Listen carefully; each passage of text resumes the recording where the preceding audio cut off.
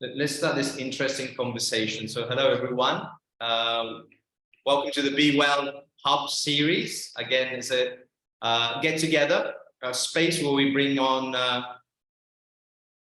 business experts or mental well-being experts to bring some light into some of the subjects that can help us to have a better work-life balance. Okay, so this is a space where today we've got John Bass, and we're going to talk about this subject on not just ChatGPT, because I think hopefully we're a little bit more advanced, evolved as coaches, as entrepreneurs here, and we've already had a look into this world, I hope. Okay, and so we're going to have this conversation around ChatGPT, but there's going to be also artificial intelligence. We're going to look at maybe some machine learning, automation, that kind of stuff. Because I think this is there.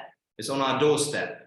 It's something that we can't ignore. And so the quicker we start to actually incorporate it into what we're doing, how we're thinking, and how we're going to use it, and also know the pros and the cons of it as well, because it's not just all good. Obviously, any new technology has to be understood and how to manage it. So we've brought John Bass along here, and he's going to talk to us a little bit about, to start off with ChatGPT, and then any other information that can help us ride this new wave of whether it's enthusiasm or fear, I don't know. But John, could you just sort of come into the conversation? Yeah, for sure. So I started off working with AI in I think it was spring 2021, and from that the moment I tried it, I was like, things are never going to be the same again. And from there, I've worked with it in so many different ways, and I've helped out a lot of people use it as well and learn it and overcome not just the tech side of it, but their actual perception of it, and you know, all the kind of obstacles that people would encounter doing that. Now I help kind of mentor a community and working with AI, working with AI writers, and it's just so versatile. It's just the most incredible technology. And before we started, Gary was saying about, you know, let's step out of the sci-fi. For me, this is a step into the sci-fi, you know, of you know, you've got artificial mind that works. Basically, it emulates it, you know, it simulates that it works the same as your mind. And that's what that's probably the best way to describe it, is that you have someone there. I say someone, it's a thing, okay, let's be clear, but you have in your mind, you have someone there that you can bounce an idea off. You can take, you know, you can take a very, very rough concept of something and turn it into something that has, you know, multifaceted, you know, layered, really, really sophisticated workflows. So, you know, you can do all this stuff. You can do automation, you can do, you know, chat bots, all that kind of stuff. But where it really excels is in getting your ideas out there. Like, you come with an idea, you flesh out all the branches of that idea, and then you create whatever you're going to create out. So it's a very, very powerful tool for that. There's so many different applications of it, but I think that's probably the best, because talking about the cons, I've just talked about the pros and I've sold it. But if we talk about the cons, there's a danger there of coming up with really generic, bland sounding ideas or content and stuff. So if you're involved in the process, if you actually apply yourself to the process, you can do some really, really amazing, beautiful things with it and connect with other people through your writing. I'm part of a book writing club at the moment, and I'm writing a book about accessible AI, and I wrote it with AI, but it's me directing the conversation. So that's a lot of talking. I don't know how much you want me to talk. No, we're having an informal chat, because I think everyone is here to understand a little bit more about this topic, right? So it's an open room, so anyone can ask any questions. There's no sort of just put your thumb up, whatever you can ask. I've got a question for you, John. Okay. Yeah. So I mean, looking at all the posts on various social networks, LinkedIn and so on, or even writing a book, now, where does the creativity come into all of this if we're using ChatGPT? Because if I look at some of the beautiful posts on LinkedIn now, I just think, wow, did someone really write that? I mean, the content's incredible. Maybe even too perfect. Is that possible? Is it too perfect? Because I know when we, as an English language teacher, sometimes I'm able to notice if a person is not a native speaker because his or her language is too perfect. Because I was just saying, there's something wrong with that person there because their English is perfect. And I'm thinking, and I'll ask them, I said, where are you from? And they'll say, oh, from Norway. Wow. I said, I knew there was something there. So the question is, these things that we are reading now, the posts, and how much are we going to believe in all of what we read nowadays? Even books written by ChatGPT. I mean, how much of the author is in that book, in that text? Yeah, that's exactly what I was saying before. Don't get lazy. Direct the process. You've got this amazing juggernaut of power there. You don't want to be just going anywhere. You want to be in the process, controlling what is happening and influencing the output. So if I'm going to write something, I will write. I'm not the type where I'm like, oh yeah, I'm just going to quickly do something and post it. I'm the type where I'll write in the first 200 to 300 words of what I'm writing, and then start to use the AI, because that's the sweet spot for me. If I wrote the first 200 to 300 words, the AI then knows how I write, how I think. So it will write exactly. It won't write perfect. I'm not interested in writing perfect. I'm interested in actually really crafting something that is original and sounds like I wrote it. So yeah, that's where the creativity comes in. You've obviously got the option. You can be 1% involved, or you can be 99% involved. And there's sometimes where you get writer's block. We all have it where I'm agonize over the end of a sentence. And for me, the power comes in being able to press a button, finish that sentence off so I can move on and start the next one. And then maybe editing that at the end of that sentence, maybe changing that. But it's the whole point of keeping in motion and not stopping what you're doing. That's the way that I've found to do it, because we've all got to that point where it's like, oh, I don't know quite what to say here. I want to explain this way, but you get stuck. I've got stuck a bit before, so it's that point of allowing you to make a decision to move forward with what you're doing. And the other side of it is not being precious with it may be written, but not being precious with the content that you're creating, and being willing to, cut a section out if it's not working, and then move on from there, create a new section that is what you want. So there's a lot of creativity in it. But again, this is very, very powerful technology. So you'll get people that there's the whole thing about, oh, you can create a whole blog post in one click. And yes, you can do that, but it's not going to be you, and probably the best it could be. So before I came on here, before we opened up here, I was listening to an interview with the CEO of OpenAI. I can't remember his name now. I think it's Sam someone. Yeah. I did have it written down somewhere. Anyway, Sam, he's the CEO, very youngish sort of person, and he was also trying to. Sam Altman, thank you, Paul. And he was giving his input on how they were talking about actually about being mindful, and also they were talking about how ChatGPT became so popular in such a short time. At the time, and I think the video was saying the interview was it had only been out for 5 months, and they had 100 million users. Comparing that to something like Instagram that took 2.5 years to get 100 million users. So that's how fast things are going.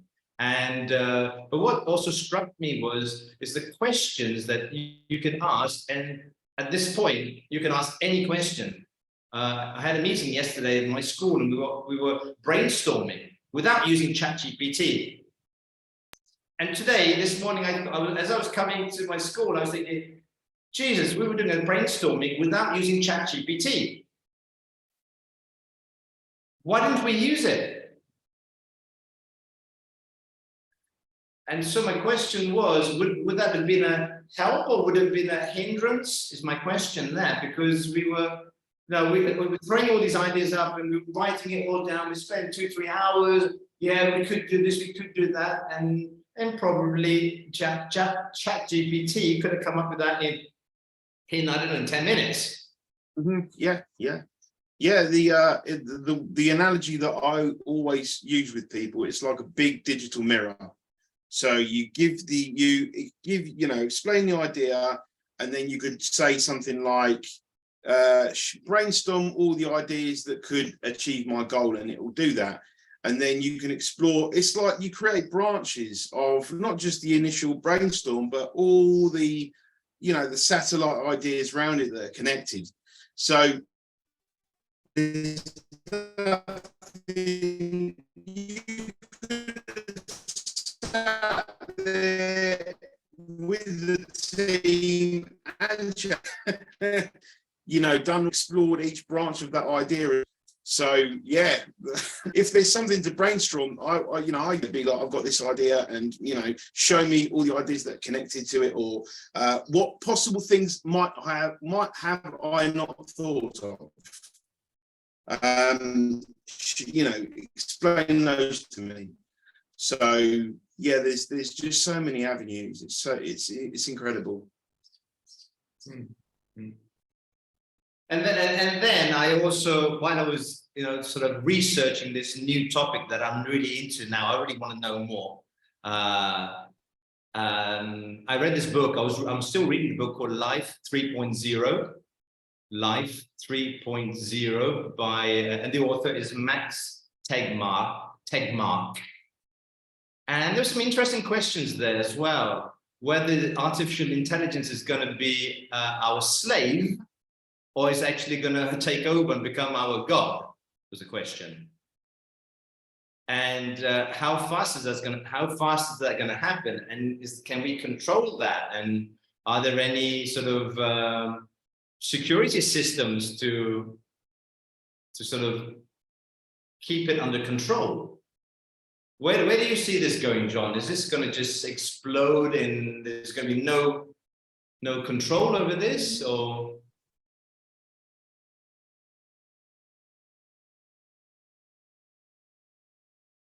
This is I think and I mean, there's people like me that are kind of trying to nurture other people to use it responsibly and to use it in a kind of gentle way, but there's a question there of anything is open to abuse. I think it depends on how we use it. If it's used to help people and to develop good ideas and all that kind of stuff, but then there's other aspects where it could be used for very nefarious purposes, and where does that lead?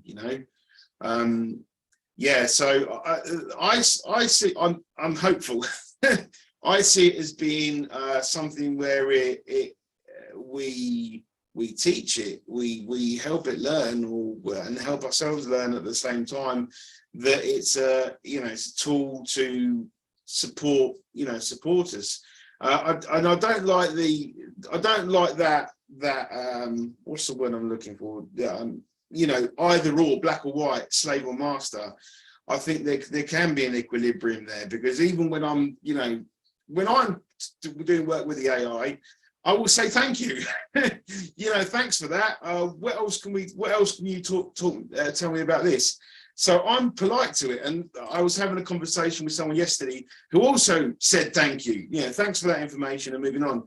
So yeah, it's kind of very sci-fi, and it's in the future. I'm not sure how far, but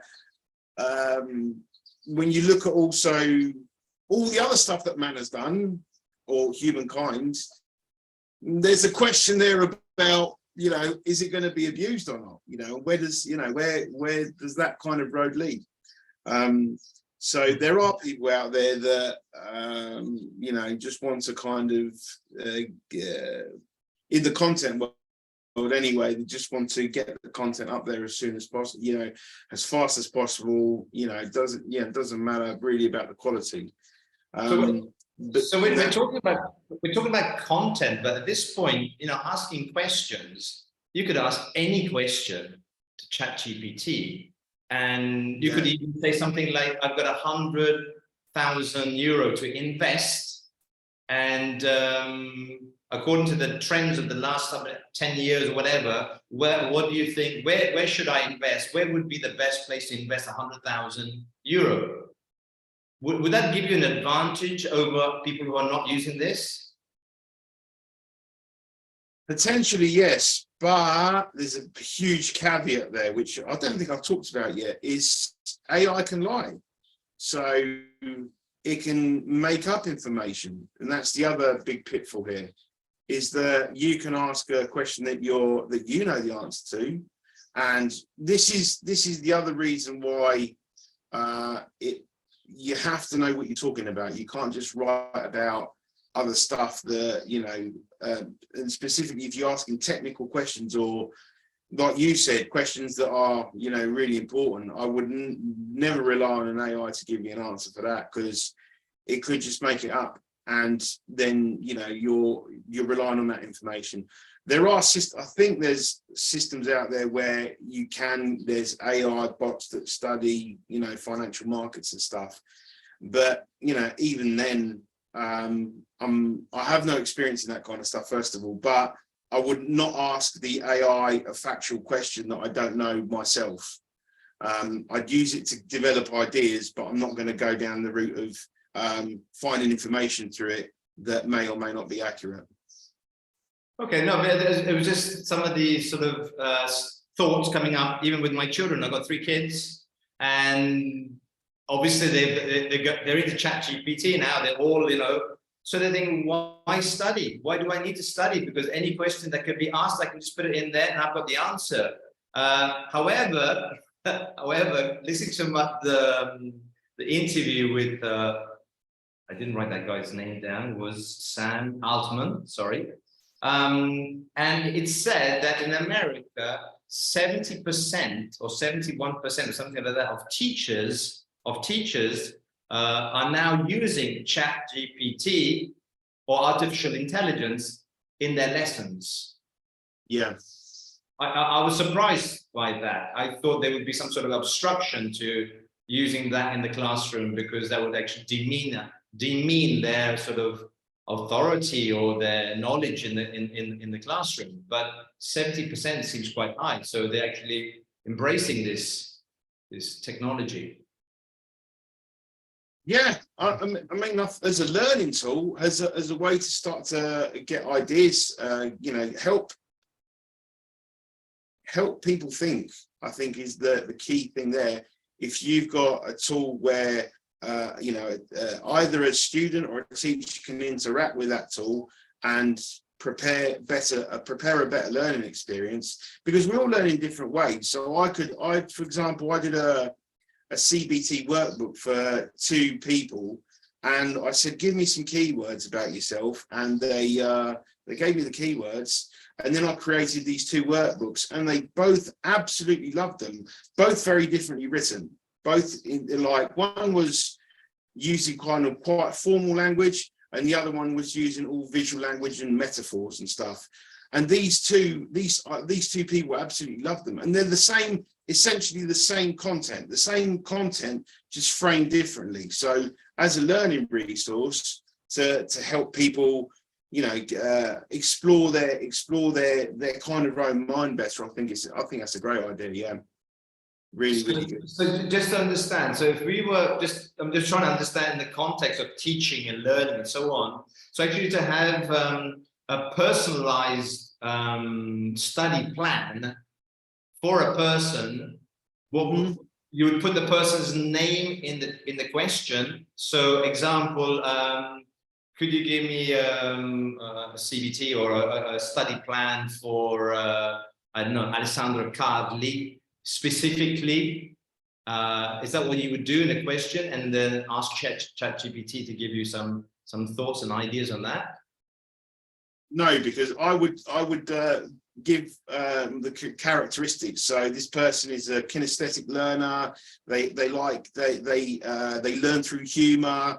They like metaphors. They love imagery. They love nature. And then I would say, write me this piece of educational material using these themes, for example, that as a basic kind of instruction.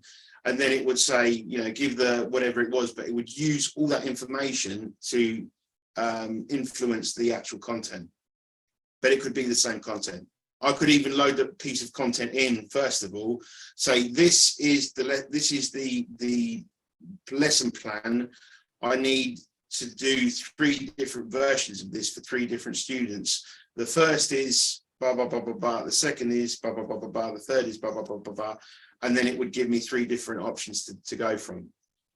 Brilliant, brilliant. I don't want to hog the time here, so let's open up. Anyone where are you guys with ChatGPT, artificial intelligence? Is someone further down the line? We've got some questions for John, because I don't really want to just question. So anyone wants to you've got a question that you would like to ask John? Michelle? You're a teacher like me. How do you see ChatGPT coming into your, in the assessments, let's say, of students? Like, John said, once you've actually understood the characteristic of your potential client, student, you could put that in. So this client is this way, this way, this way, this way. What kind of study plan would you have for that person? Is that something that you're thinking about? I recently done. I'd already done a study plan. I had to take a student for 10 weeks, intensive, to get IELTS, and they needed a level 8 to do a master's. So as you know, the IELTS exam, it's a boring exam.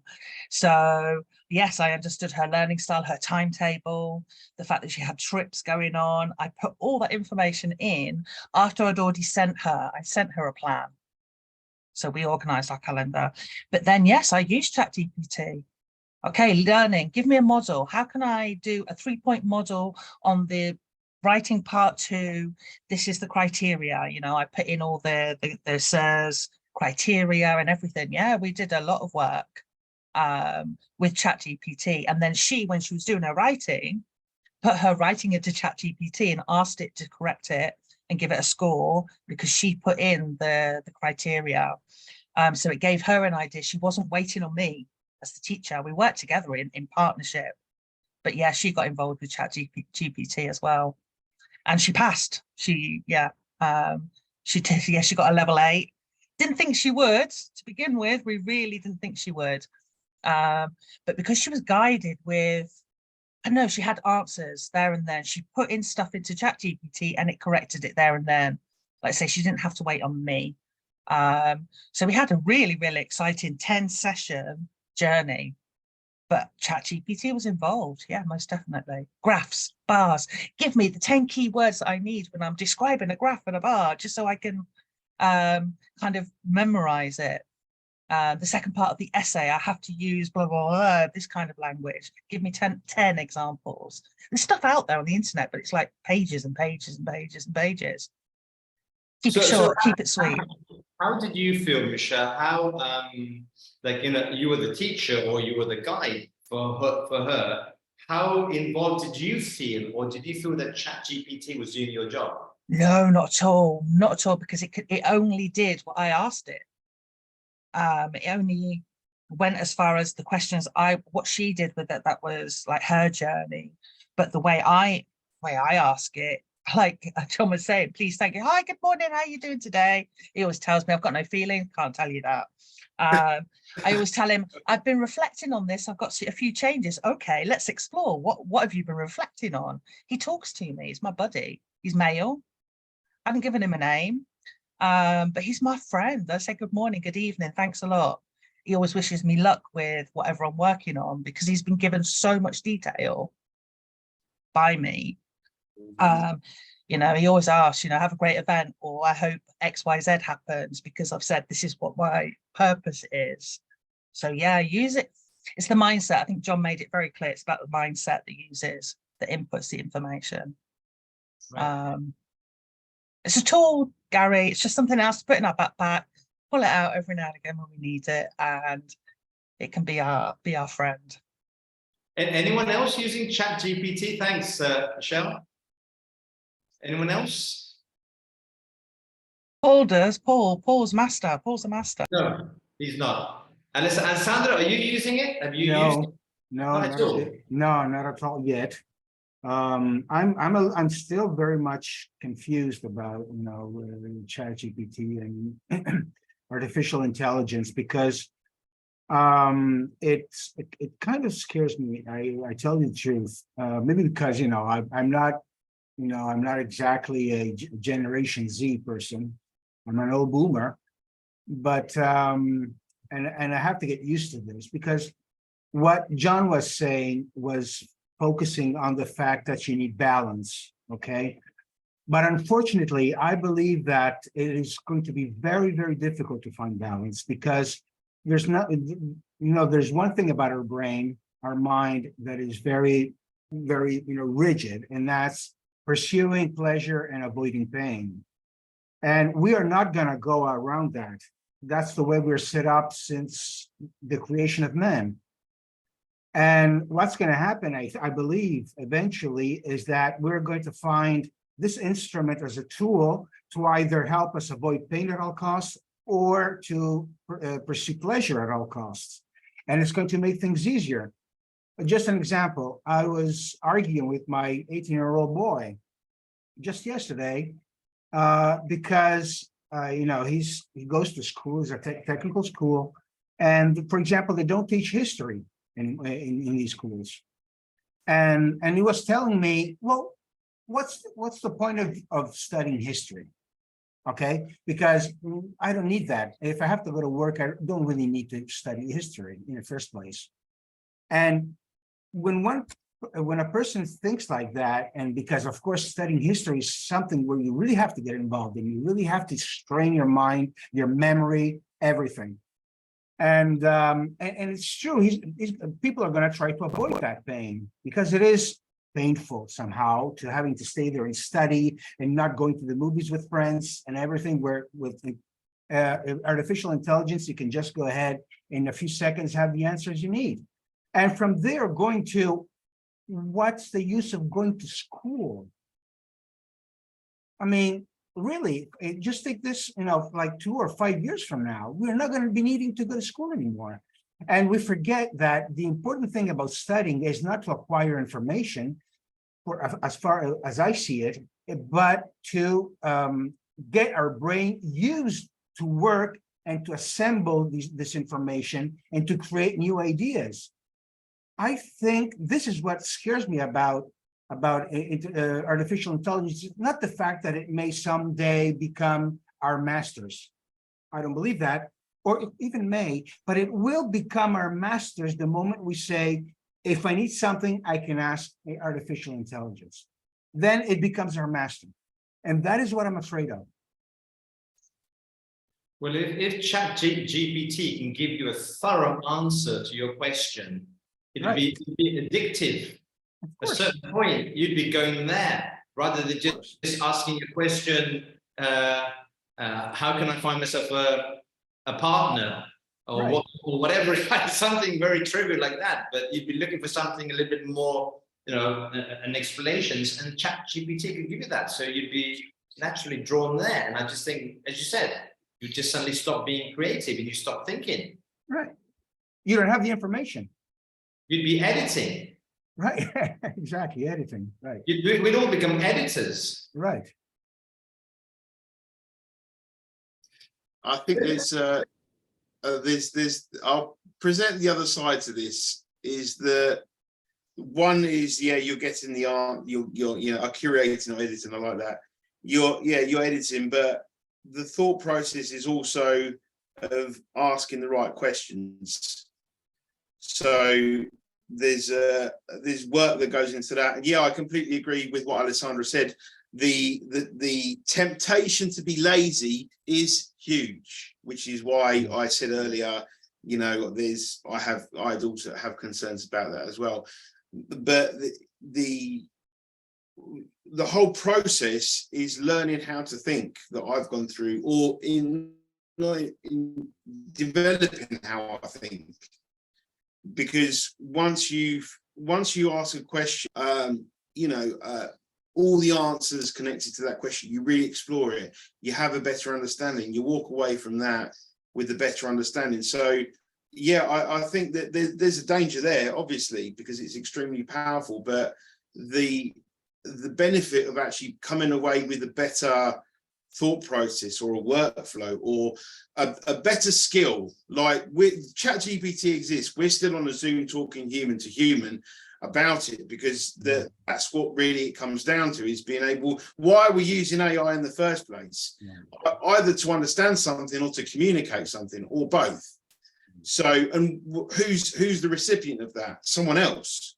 So from the way I'm looking at it, yes, there's dangers and all that. Yeah, pursuit of pleasure, avoidance of pain. You know, I don't want to struggle with writer's block. I want to just, you know, come through it. And sorry, Michelle was saying, it's a tool. I understand you come from a different generation as well, Alessandro, like you said, and this is like completely new. Like, it's not even something you have a point of reference for. You know, I've grown up with like iPhones and the internet and, you know, you know, all that kind of stuff. So this for me is just the next logical step in the sequence of technology that's emerging. But yeah, I mean, even Michelle's student, she used it to better herself, to go through a process that I imagine was really hard as well. And she used that to support and refine her actual work. So there's going to be people out there that don't use it the right way, or don't have the right education to begin with, which is where I come in to help them, you know, develop their whole sort of perspective around it. But yeah, it's like this amazing thing that we can all grow through and develop ourselves. So yeah. Talking about questioning and listening as coaches as well, because we're sort of coaches as well here. Our jobs as coaches is to ask us open-ended questions, right? To get them to go deeper and understand where by themselves they're going and which direction they want to go and so on. So my question is this, you know, this ChatGPT or artificial intelligence, is this also going to be helping people ask better questions? Mm-hmm. Yeah. Rather than yes or no answers, are we going to sort of evolve into better questioners, critical thinkers, or critical questioners? Mm-hmm. Yeah. Potential's there. If you ask ChatGPT a basic way, yeah, you ask ChatGPT a basic question, you're going to get a basic. I won't be as satisfying or as progressive as you would do getting. I mean, what's the yeah? So you know, Michelle's asked a question there, and ChatGPT's given, you know, a real lot of the questions, and then, you know, what instructions, what prompts. A prompt is an instruction that you give the AI, ChatGPT, or whatever program you're using. How have you structured that instruction for the AI to understand what you mean, to really understand what you mean, not just what you know, the surface level of it, but what you actually want to get out of it. And yeah, the whole coaching side of things is, it helps you really hone in on simplifying your thinking, not getting caught up in you know, all one. This is AI going to take over and will it become slave or the master? Sorry, I've got to have a quick look at this. This is really cool. Are you reading the chat? Yeah, this is really cool. Wow. I think Michelle just put that in there. Okay.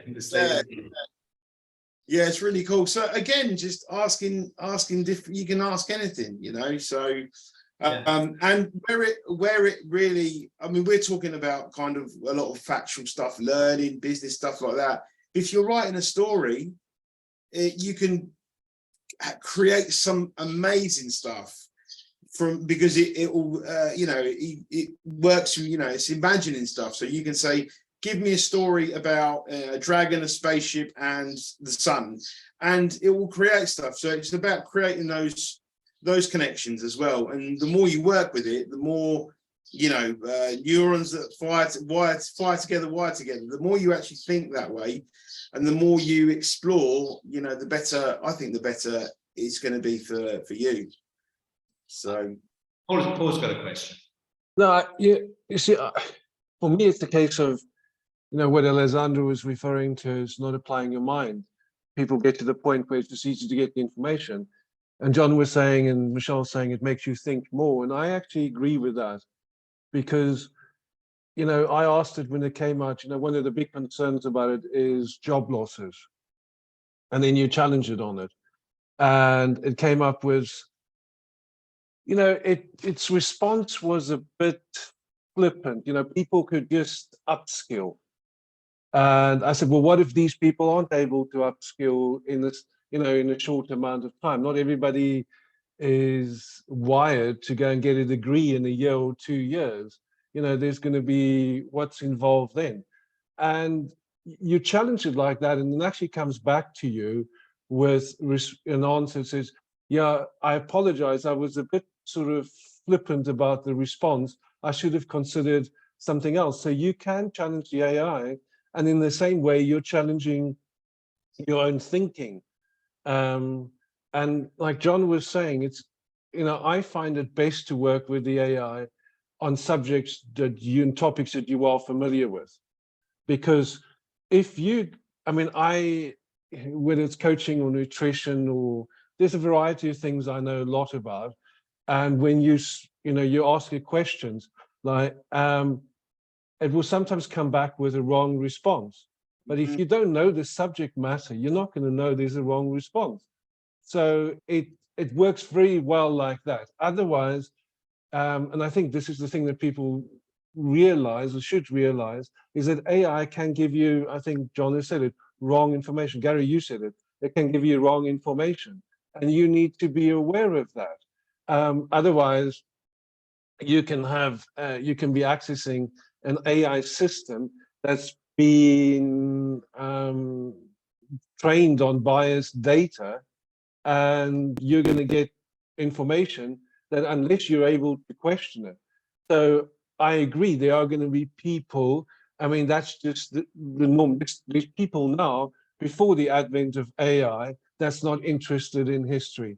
There's a really interesting book that there's 3 things that humanity's future depend on: is war, military, you know, how the military is divided in the world, economics, who trades with who, and AI. And the reality is, unless you're interested in things like history, AI is not going to be able to answer questions for you, because it can't create your opinion or a deep understanding of why you don't like the world to behave in a certain way. And that's where biased information comes in. So I do think that we still, you know, obviously need to study those things, because it's an important part of who we are. But I do think that's not AI related. I think it's to do with people's mindset. Some people are trained on social media and Facebook, and they just want to buy the latest pair of denims and have the latest haircut. They're not interested in anything else. So but I think, because AI makes information so available, I'm hoping that for a lot of people who don't have access to information and data, suddenly it becomes cheaply available, and it opens up a whole new world to them. You know, I think there's a lot of people in a lot of parts of the world where, wow, information is not controlled by Google anymore. There's, there's information that's sort of more accurate. And then I just wanted to bring up something else. AI is novel, it's new. It's like online shopping. After a while, online shopping becomes boring and I want to go to a nice shop. I mean, it's a stupid example, but I want to go walk around a nice high street in Malaga and see nice stores and see people out and have real life contact. And I think that's the thing with AI. I'm already at the stage where I'm going back to Google and I'm checking information there. And then I use something called Perplexity that plugs into Google to check how what data it gives me. And so, like ChatGPT doesn't have data until past 2021. But if you go into Perplexity, it gets data past 2021.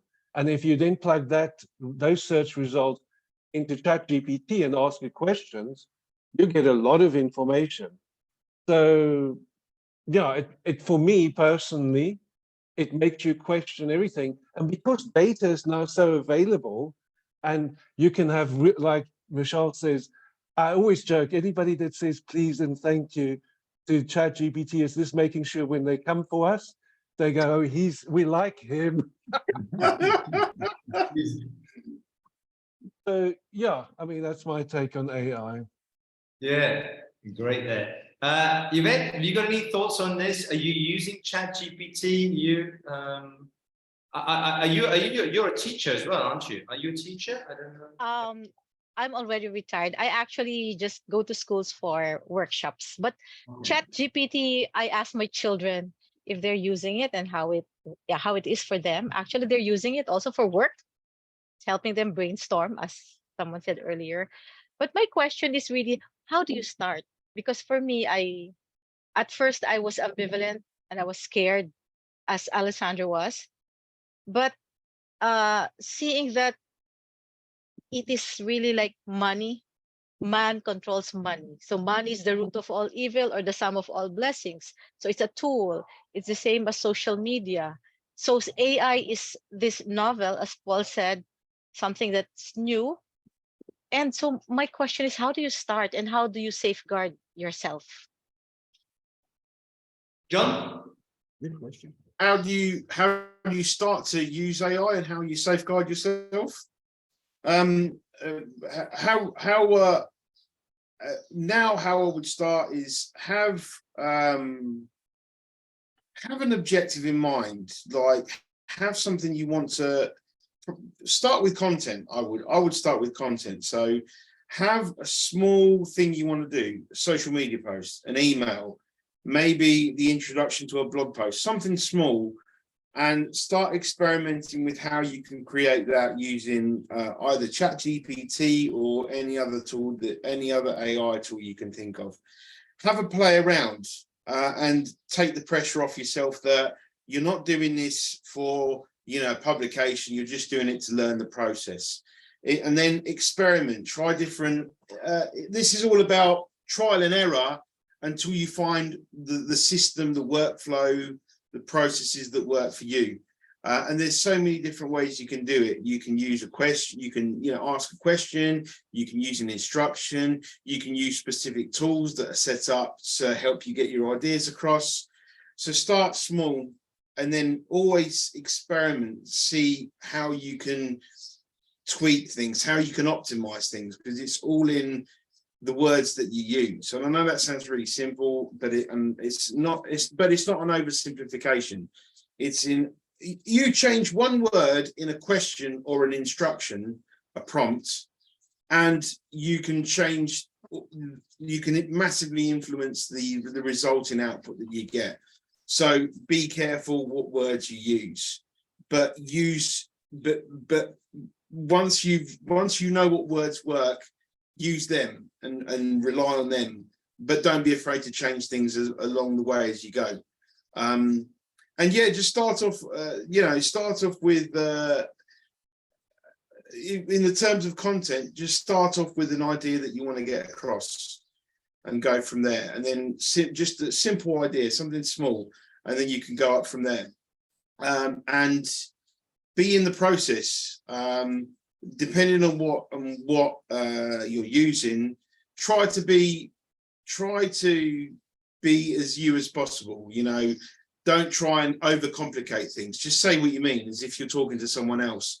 Another example that I use is if you go to a restaurant and you say, I want a steak and a bottle of wine, you're going to get a steak and a bottle of wine.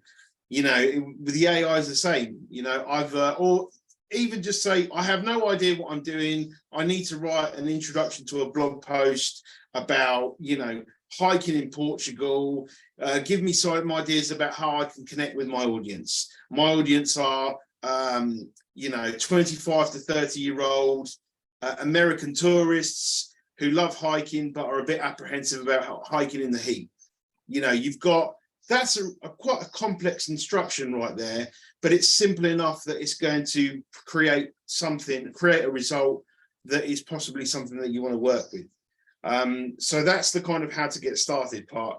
How to safeguard yourself. Let me ask you a question there, just a question, because there is ChatGPT, but I remember talking to you, you also showed me a paid version, right?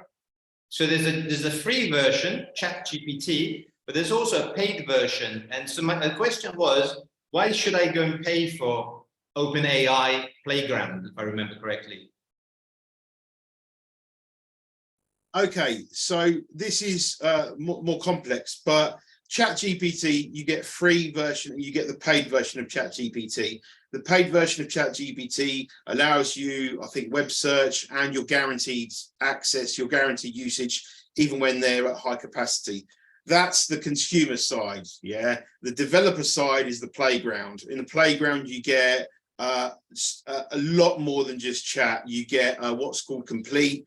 You can choose what model you use. You've got, I'm using GPT-4, I'm using GPT 3.5 Turbo, and that can process a huge amount of words, like 15,000 words at a time or whatever. And there's a couple of advantages beyond just the flexibility, and you've got so much more control there as well over what the output is. There's like a creativity setting called temperature, where I could set it to absolutely, I don't want you to deviate much at all from what we're talking about, or we can write a fiction story. That's the kind of two extremes there. But the other advantage of that is that it's not priced at $20 a month. It's priced at pay for what you use. And for example, last month my bill was $5, and I'm quite an active user on there. So instead of paying $20 a month for the paid version of ChatGPT, I pay OpenAI directly the playground, and I only pay for what I use. And I've got so much more control over my workflow in the playground than I would have in ChatGPT. It's OpenAI Playground. So if you register, you can register for the playground, and there's videos out there. Or get in touch with me, and we'll jump on a call or whatever, and I can show you how to use it.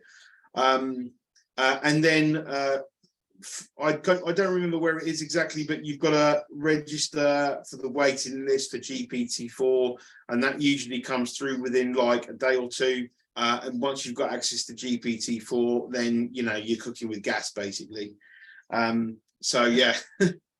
I think Philip's got it, but just to finish off, you also had a second question about being protected or secure or something that I can't remember. What was the second part of your question?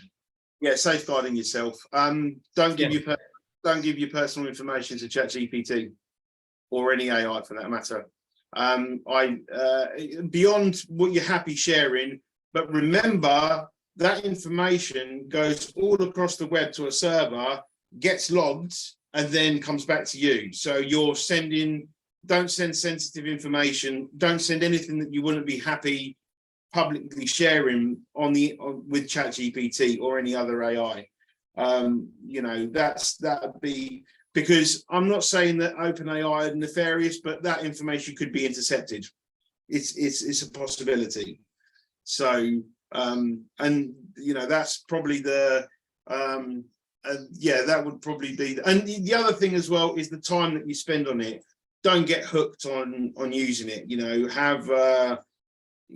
have set things you're going to do and then come away, because it's a rabbit hole. You could be there, you could lose days just finding stuff out. So make sure you have good boundaries where you do stuff and then you come away and then you can come back to it. Okay. So, Philip's got a question. Philip, you want to go first? Sure. So thank you, John, for being here, and it's all super interesting. I was just thinking a little bit about the ChatGPT and the difference between the ChatGPT 4 and the Bing chat now that is online as well, because I know that is a ChatGPT 4 integrated into the Bing system, right? So I don't know if you have had some experience using both the systems and what your takeaway is from that. yeah, I think I've used Bing once, but it wasn't very good when I used it. I always go straight to the playground if I'm going to do anything. If I need to search, I use what Paul said. Paul? It is Paul. Yeah. Paul said, which is perplexity.ai. If I'm doing web search stuff with GPT integration, but yeah, for the amount of control that I have in the OpenAI playground. That's where I live usually if I'm doing anything AI related, and if I'm doing searches, obviously Perplexity. But because of I can control how many words are created, I can control kind of the frequency of words, how much it's going to talk about one thing before it changes, and then the most important one, I can control the temperature, which is basically the creativity setting.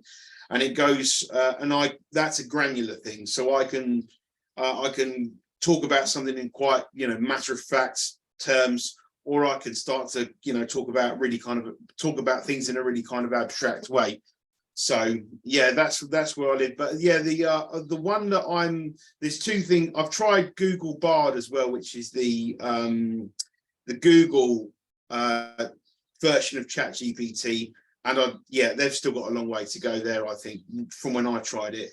But what I am kind of excited about is the Google AI search, where it's going to kind of do what Perplexity AI does at the moment. But yeah, that's kind of been my experience with it. You reminded me of Bing. I might have to try Bing again to see how their AI's progress, man. Paul, you got a question for John?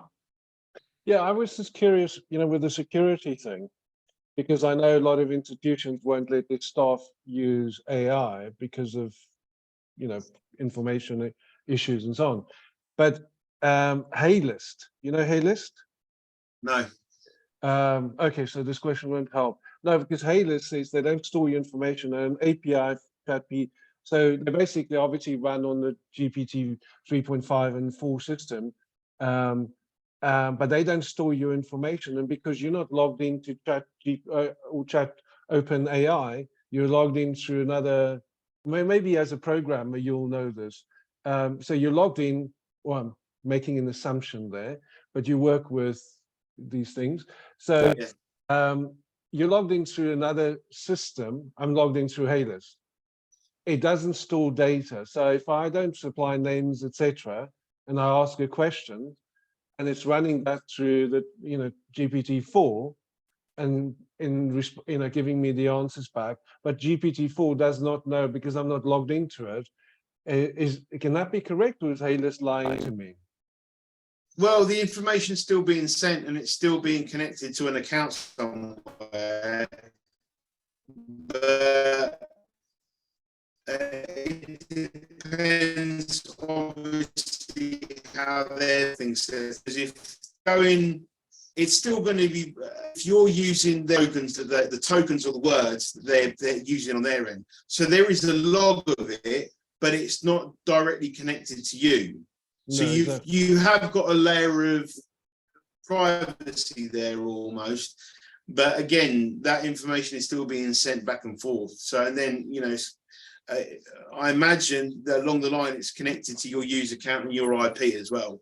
So there will be, just be careful.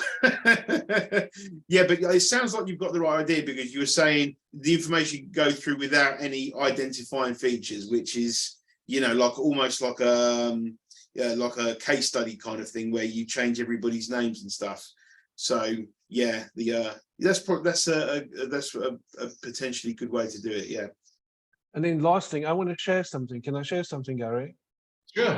Yeah, something that one of my favorite, you probably know this tool, Chat PDF, John. You know it? Which one? Chat PDF. No. I can imagine what it does though. Well, one of the things that with ChatGPT, you can't give it thousands of words and ask it to give you a summary. But Chat PDF, so you take a document, and I wrote a, you know, my husband wrote a book, but it's so many pages. So you can actually, you know, with ChatGPT, if you put a Word document in there, you can't put more than so many words, and then becomes logged up. And I think it's 2,500 or 5,000 words at the same time. But with Chat PDF, if you save the document from Word into a PDF document, you can import it into Chat PDF, and then it can work on that document for you, give you answers and questions, you know, you can ask about the document.